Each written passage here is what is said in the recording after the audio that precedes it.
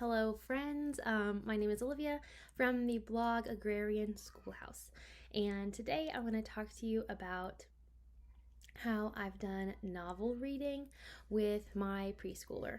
So my daughter is almost 4, and I was thinking about how we read books, and I thought this could be a valuable thing to share. Something that I don't know, I've not heard a lot about, so maybe this will be new for you. Maybe you've heard about this quite a bit already, but it's really how to read multiple books at once, or at least to provide your student with some familiarity of multiple book series at the same time without having to read one book, then another, and then jumping around and not keeping the same consistency of being in a singular series.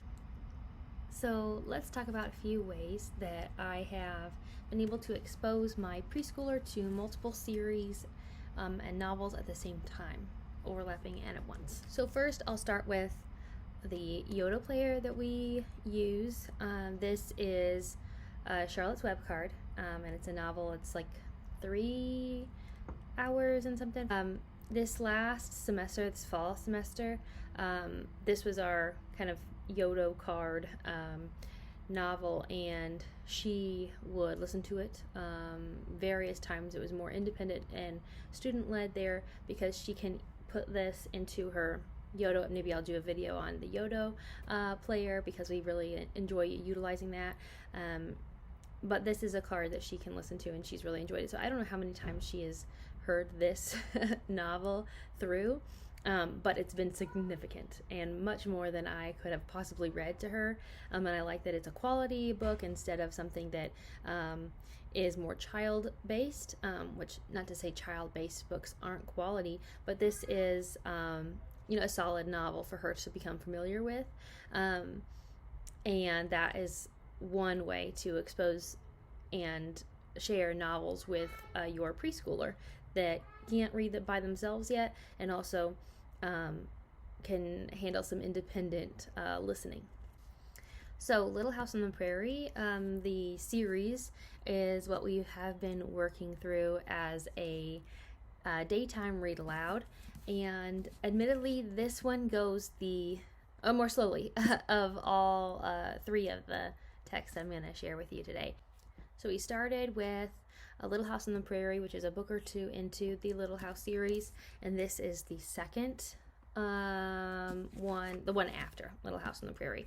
So we're kind of starting there and then going in order. Maybe we'll loop around to, maybe is it Farmer Boy that's the first one? But I like that this is a female character for my daughter to hear about, and this is one that we've started after reading Little House on the Prairie in the fall semester. So this is what we've gone into the spring semester reading, and we slowly but surely work our way through it. And I think it's a great way to keep your student involved or engaged in a single storyline, and help also with memory and following along in a story that you don't read every day or as often as maybe other books. So for example, The Boxcar Children is a series that's more recent and new to us. This is book 2. So while it's the second book of the series that we've been working on, it's a much shorter read than the Little House on the Prairie series.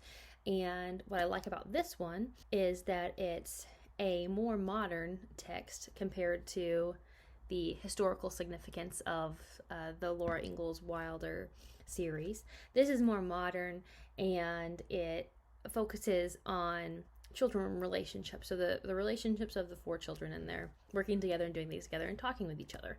So I think that has value in a way that the Little House series has historical value. It also has, children relationships too, but not as heavily as this one. So this is about 4 children that now live with their grandfather, and they're exploring an island in this one.